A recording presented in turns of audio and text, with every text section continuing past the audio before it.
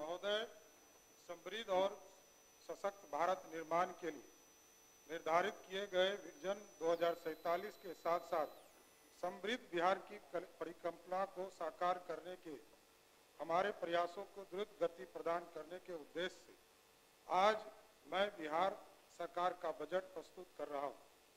आप अवगत हैं कि वर्षों की अराजकता के बाद राज्य को विकास के पथ पर लाने के हेतु पिछले लगभग 2 दशकों से नीतीश सरकार ने सफलतापूर्वक प्रयास किया है।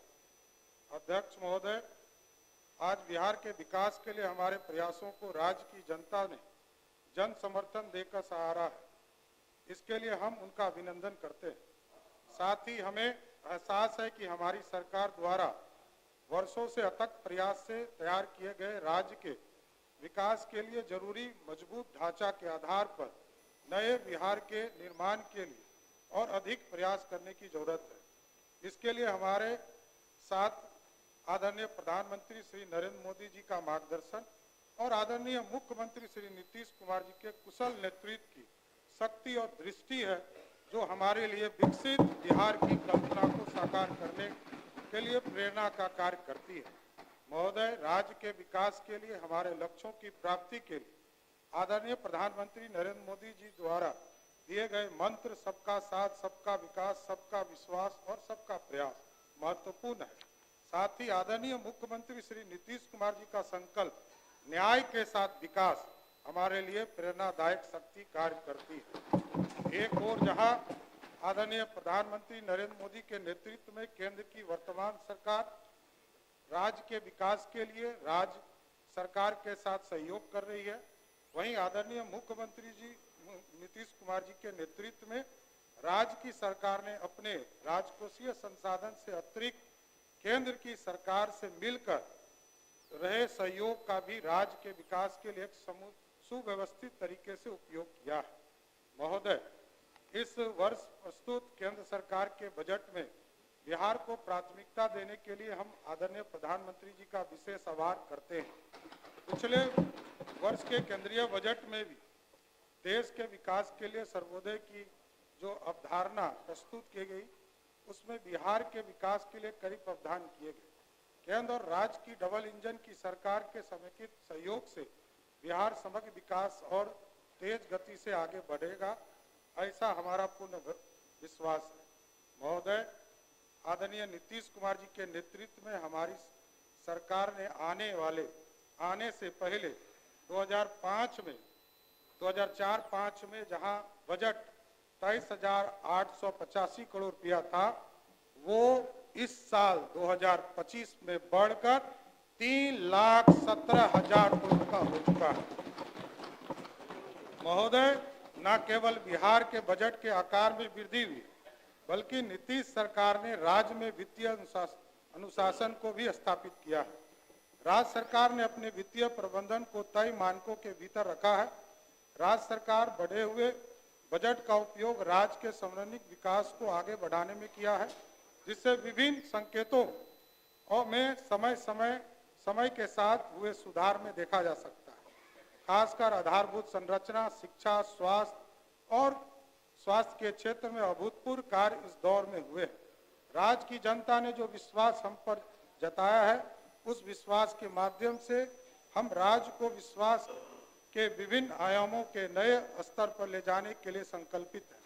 कुल मिलकर राज्य में आर्थिक एवं राजकोषीय नीति के बारे में संक्षिप्त रूप से सदन को अवगत कराना चाहूँगा कि हमारी सरकार ने वित्तीय समेकन एवं अनुशासित वित्तीय ढांचा को सुदृढ़ करते हुए जहां एक ओर राजस्व बचत को 2024-25 के 1121 करोड़ दशमलव 41 करोड़ रुपया से बढ़ाकर वित्तीय वर्ष 2025-26 में 8,831.18 करोड़ किया है, वहीं दूसरी ओर राजकोषीय उत्तरदायित्व एवं बजट प्रबंधन अधिनियम द्वारा निर्धारित राजकोषीय घाटा को सकल राज्य घरेलू उत्पाद पर 3% की निर्धारित सीमा के भीतर रखा है।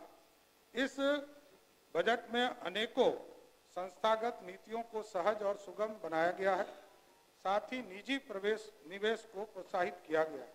राज्य के आर्थिक विकास की गति को तेजी प्रदान करने के लिए रोजगार युक्त निवेश को बढ़ावा दिया गया है। माननीय अध्यक्ष महोदय, माननीय सदस्य एवं आम जनता की जानकारी हेतु 2025-26 के बजट का सारांश सदन के समक्ष प्रस्तुत करता हूं। वित्तीय वर्ष 2025 में बिहार राज्य का आकार बजट 3,16,895.02 करोड़ रुपया है, जो वित्तीय वर्ष 2024-25 के बजट आकार से 38,169 करोड़ रुपया अधिक है। वित्तीय वर्ष 2025-26 में वार्षिक स्कीम का बजट जहां 1,16,000 करोड़ रुपया 750 करोड़ रुपया रखा गया है, जो वित्तीय वर्ष 2024-25 से लगभग 16,750 करोड़ रुपया अधिक है।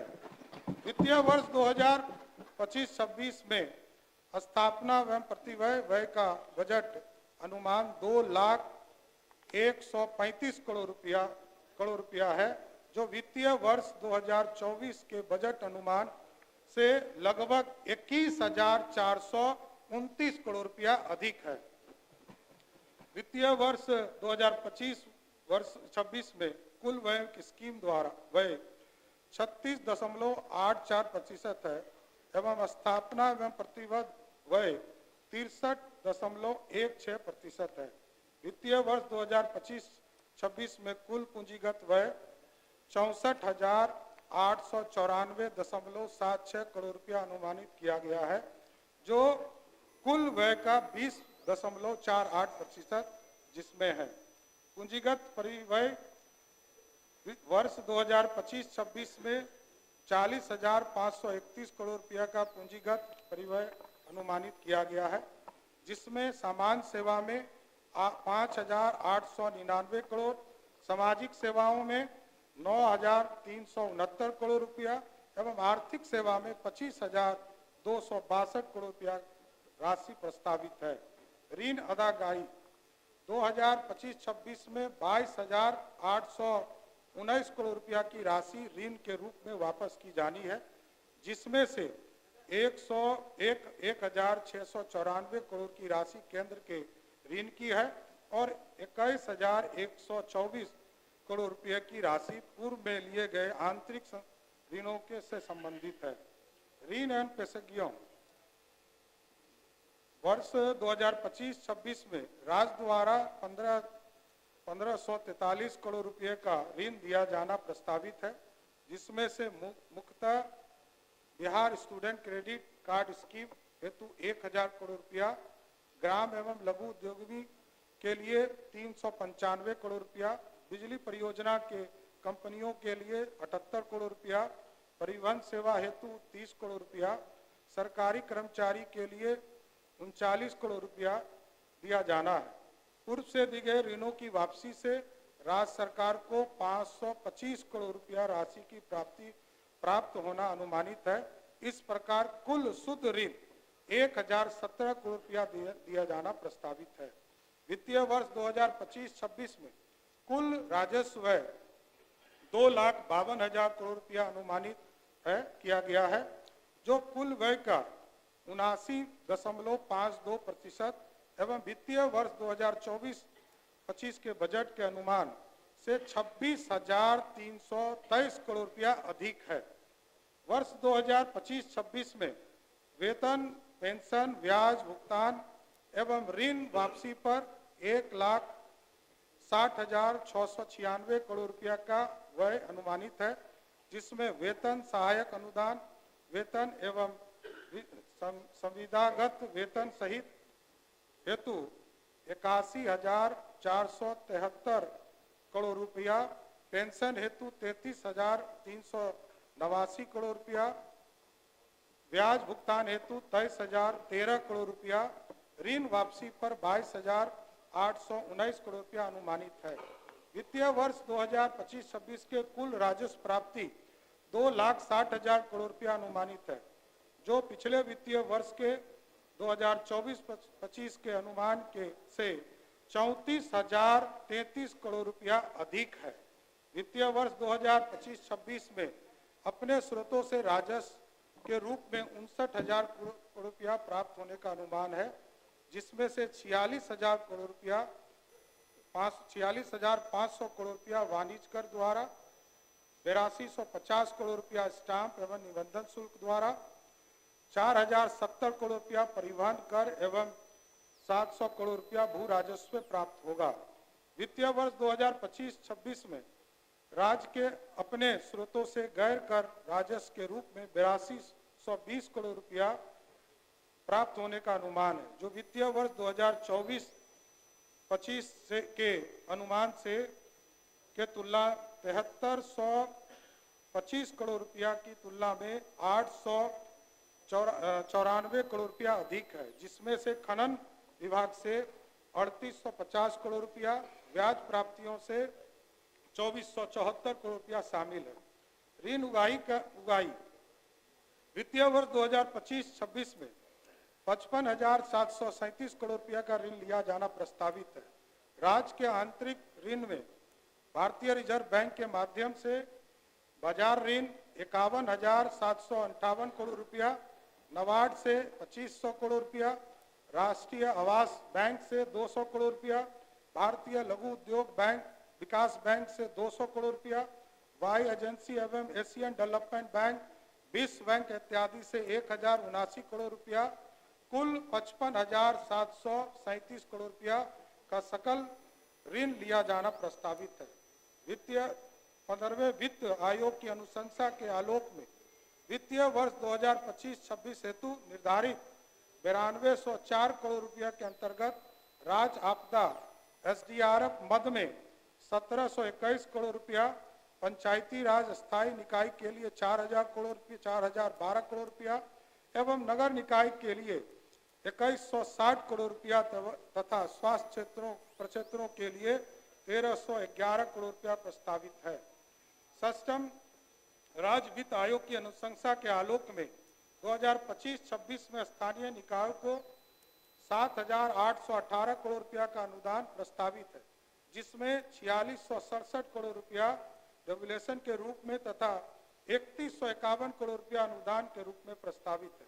7818 करोड़ रुपया में पंचायती राज संस्थानों को 5,082 करोड़ रुपया तथा शहरी निकाय को 2736 करोड़ रुपया प्रस्तावित है। वर्ष 2025-26 में राजस्व अधिशेष 68,831 करोड़ रुपया अनुमानित है। वित्तीय वर्ष 2025-26 में 32,718 करोड़ रुपया राजकोषीय घाटा रहने का अनुमान है, जो सकल राज्य घरेलू उत्पाद 10,97,264 करोड़ रुपया का मात्र 2.98% है, जो राष्ट्रीय स्तर पर केंद्र के द्वारा तय किया गया है। उसके द्वारा कि 3% के नीचे रहे, उसको भी रखा गया है।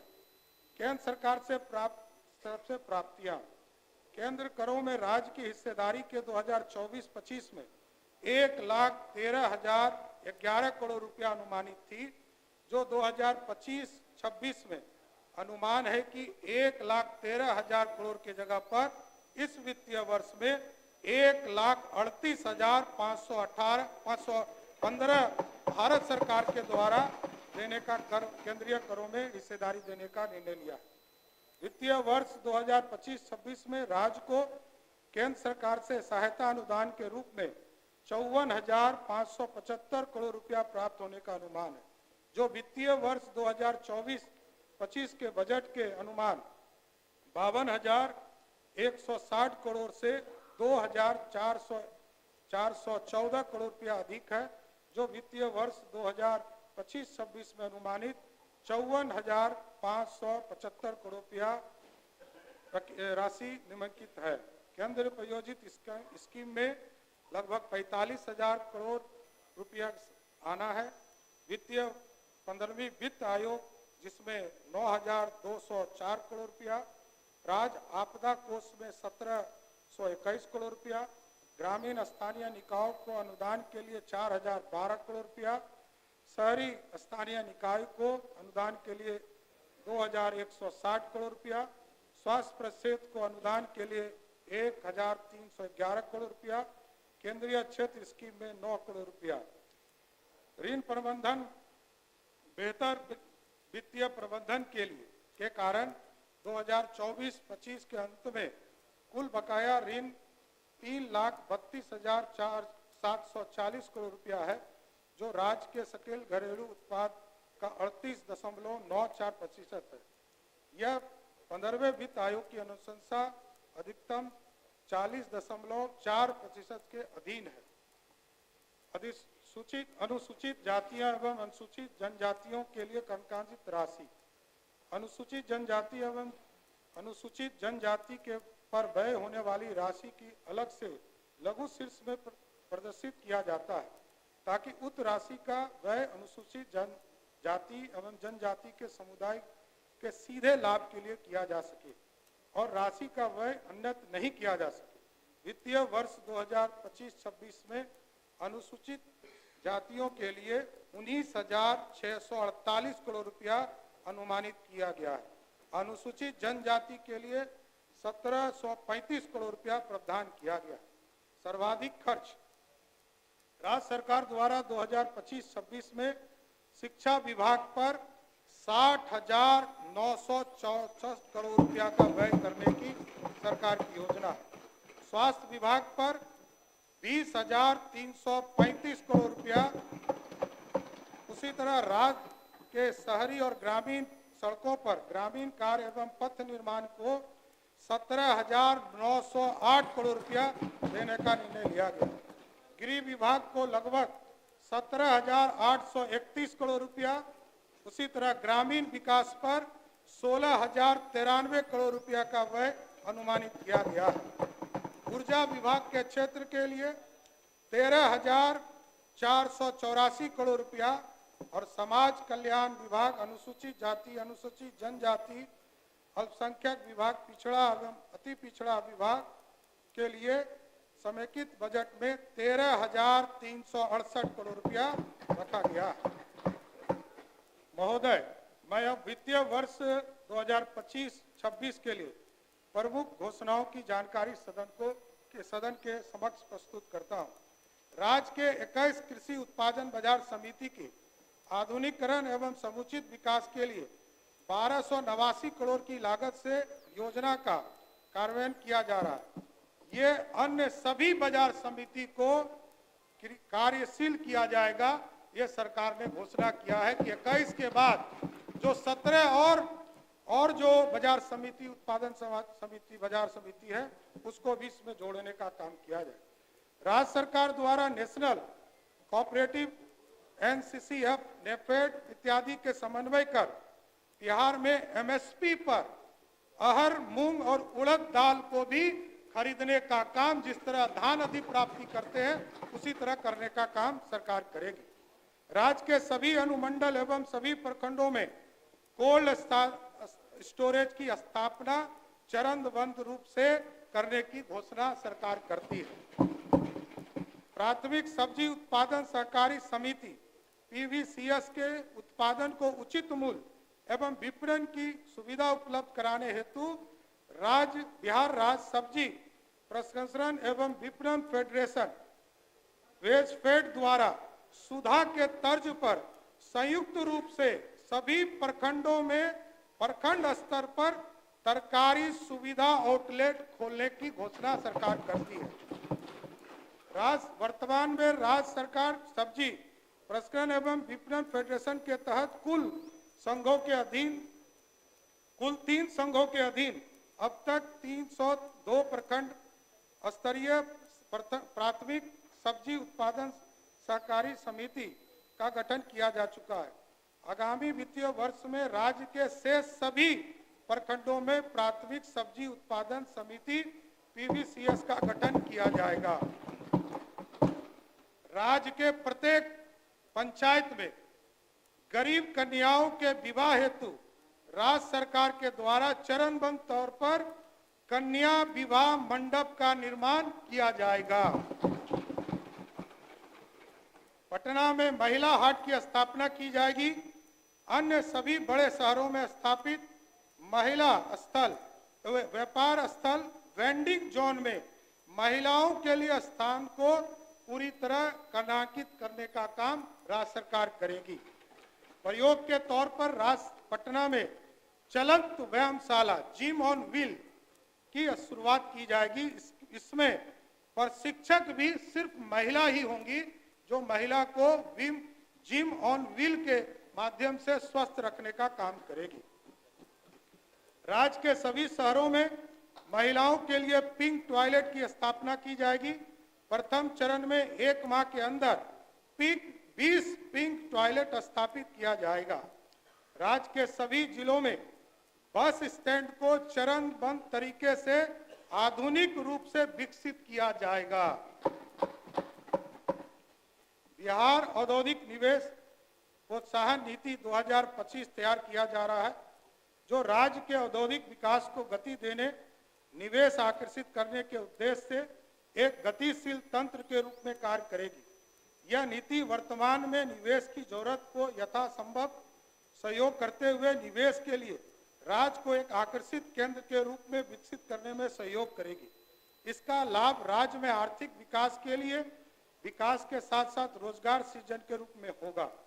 अस्थायी और वैकल्पिक ईंधन के उपयोग के लिए प्रोत्साहित करके राज्य के प्राकृतिक संसाधनों का अधिकतम मूल्यवर्धन एवं रोजगार सृजन हेतु बिहार बायोफ्यूल्स उत्पादन प्रोत्साहन नीति 2025 लागू की जाएगी।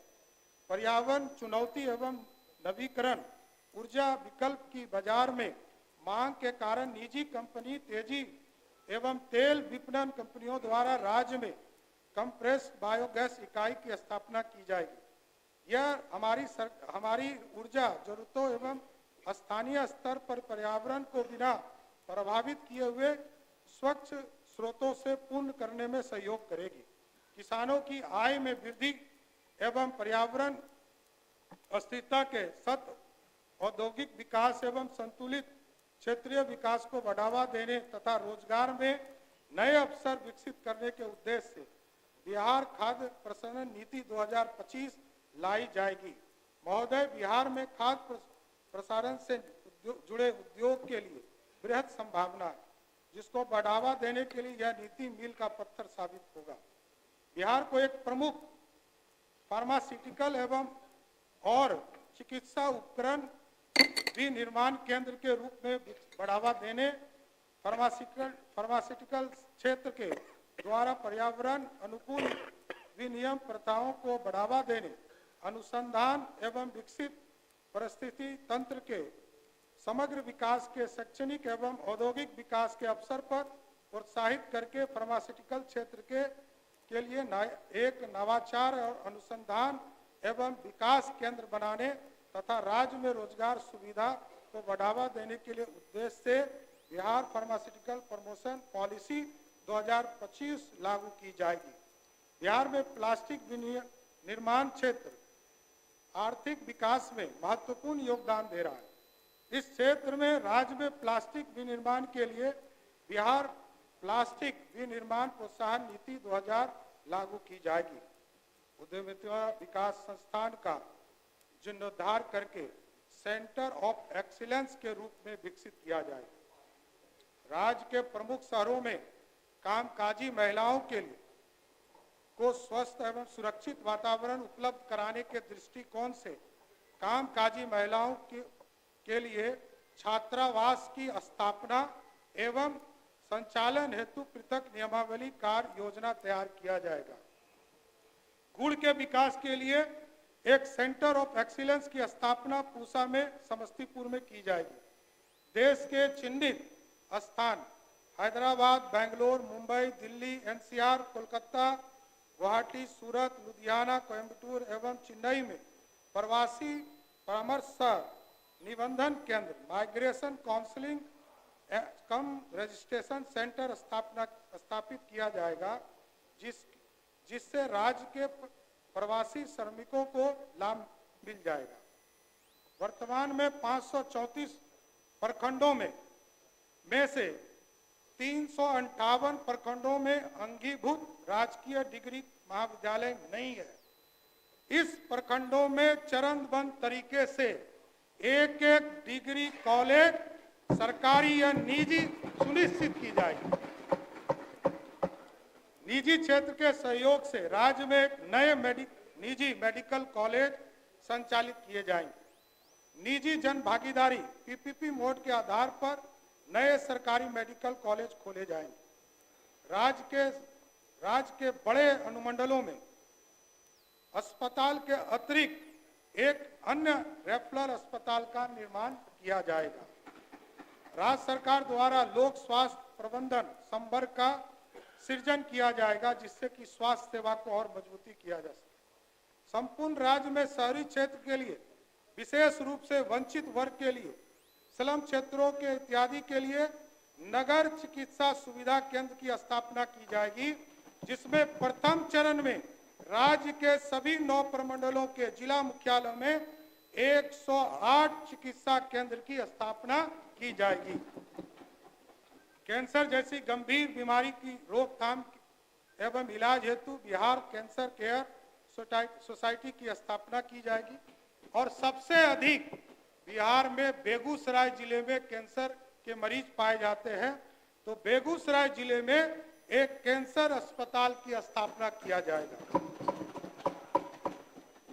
मुख्यमंत्री पिछड़ा वर्ग एवं अति पिछड़ा वर्ग प्री मैट्रिक छात्रवृत्ति योजना अंतर्गत राज्य के सरकारी विद्यालय, सरकार के मान्यता प्राप्त एवं स्थापना पुरस्कृत विद्यालयों में कक्षा 1 से 10 तक में अध्ययनरत पिछड़ा वर्ग एवं अति पिछड़ा वर्ग के छात्रों की छात्रवृत्ति जितनी मिल रही है उसको दुगना करने का काम नीतीश कुमार की सरकार करेगी। और इसके लिए लगभग 875 करोड़ रुपया का व्यय अनुमानित है।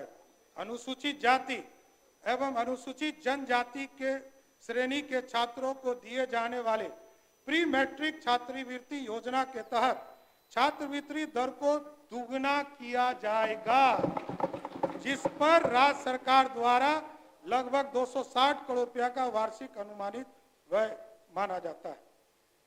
मुख्यमंत्री अनुसूचित जाति एवं अनुसूचित जनजाति छात्रावास अनुदान योजना छात्रावास अनुदान की वर्तमान दर 1000 रुपया प्रति माह को दुगना करते हुए 2000 रुपया देने का काम सरकार करेगी।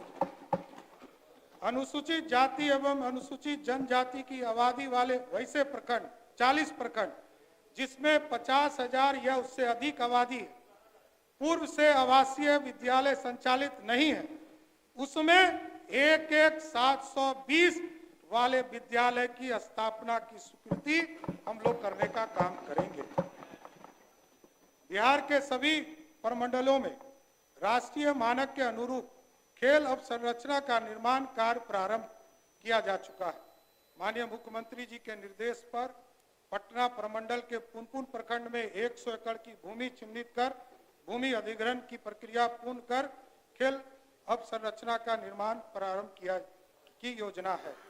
प्रत्येक प्रखंड में मुख्यमंत्री जी ने पहले से ही घोषणा किया है कि प्रत्येक प्रखंड में जो बचे हुए जितने प्रखंड हैं जिसमें आउटडोर स्टेडियम नहीं है उसको इसी वित्तीय वर्ष में स्वीकृत करने का काम राज्य की सरकार करेगी।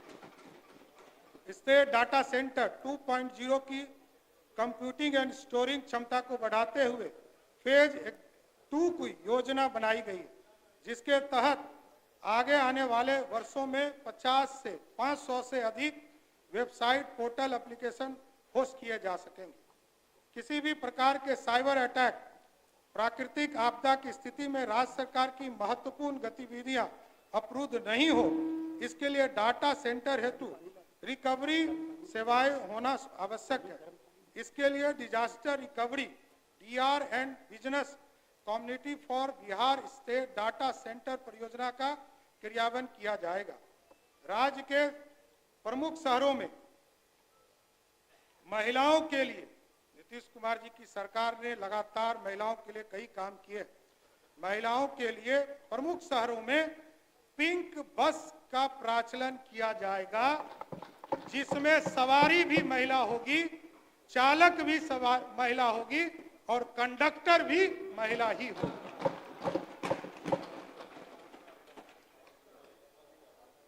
चालक और कंडक्टर के रूप में महिलाओं को प्रशिक्षित किया जाएगा तथा बिहार राज्य पथ परिवहन निगम से संचालक, चालक, कंडक्टर, डिपो मेंटेनेंस स्टाफ के पद पर महिलाओं के लिए 33% आरक्षण की व्यवस्था की जाएगी।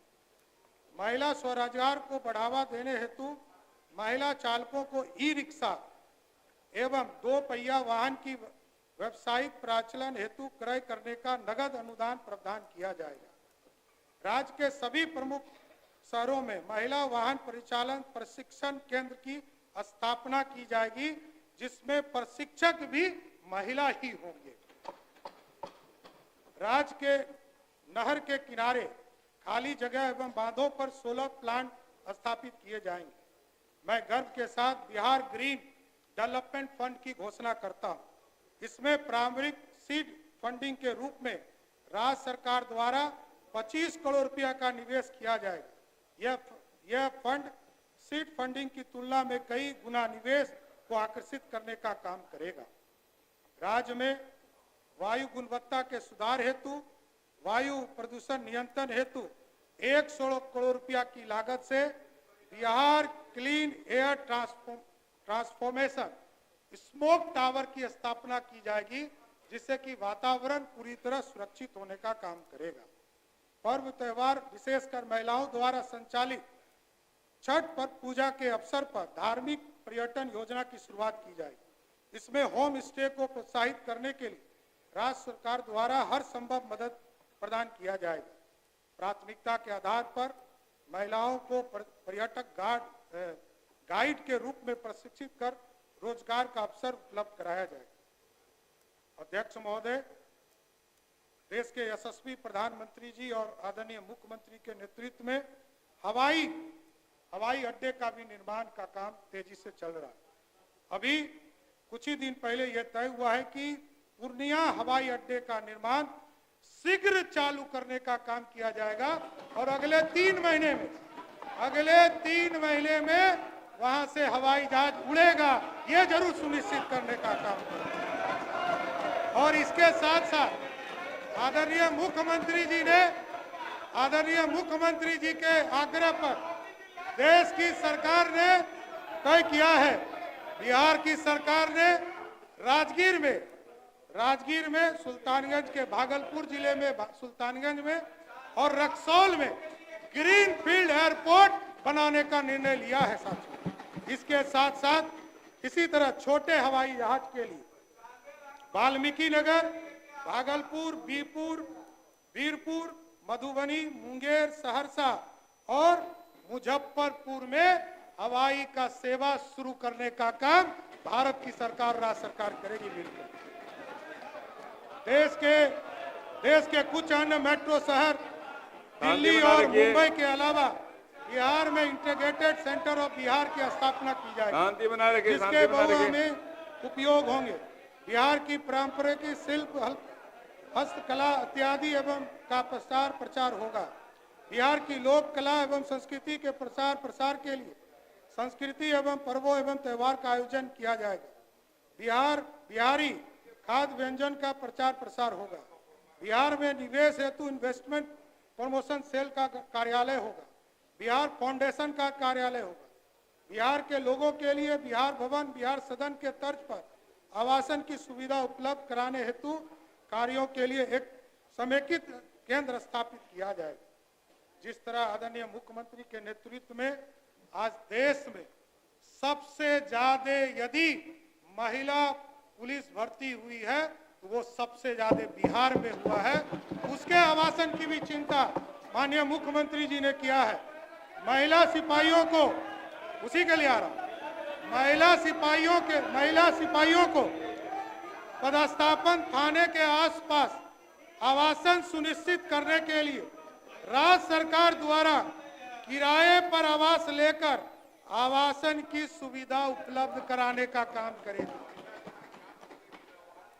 वित्तीय वर्ष 2025 में मौसम विभाग संबंधित आपदाओं के जोखिम को कम करने के उद्देश्य से एक सुदृढ़ एवं सक्षम multi hazard early warning system के अंतर्गत एक hybrid Doppler weather radar network के निर्माण का प्रस्ताव है। इस हेतु प्रथम चरण में चंपारण जिले और भागलपुर जिले में इसकी स्थापना करने का काम किया जाएगा, जिससे कि सही समय वेदर का पूरा स्थिति हम आकलन कर सके। वित्तीय वर्ष 2025-26 में निबंधन की प्रक्रिया को राज्य के सभी निबंधन कार्यालयों में पूर्णतः पेपरलेस किया जाएगा। देश या देश के बाहर रहने वाले लोग भी होंगे, वो ऑनलाइन निबंधन कराने का काम कर सकेंगे, उनको आने की जरूरत नहीं पड़ेगी।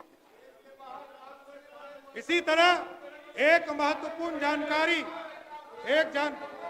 हमारी सरकार आदरणीय मुख्यमंत्री नीतीश कुमार जी के नेतृत्व में, जहां आपको याद होगा कि जब मुख्यमंत्री नीतीश कुमार जी आए थे तो उन्होंने कहा था 6 घंटे में हम पटना पहुंचे, फिर कहा 5 घंटे में हम पहुंचाने का काम करेंगे, और आज नीतीश कुमार जी ने तय किया है कि 2027 तक हम इसको 4 घंटे में प्रदेश के मुख्यालय पहुंचाने का काम करेंगे। अध्यक्ष महोदय, आगे राज्य सरकार के महत्वपूर्ण विभागों की उपलब्धि जानकारी सदन के पटल पर रखता हूं, आगे सदन को मैं उपलब्ध करा देता हूं। धन्यवाद।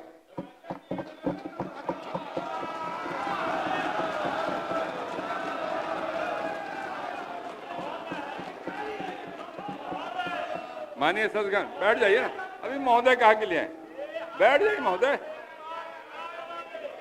आप बोलिएगा ना बजट पे।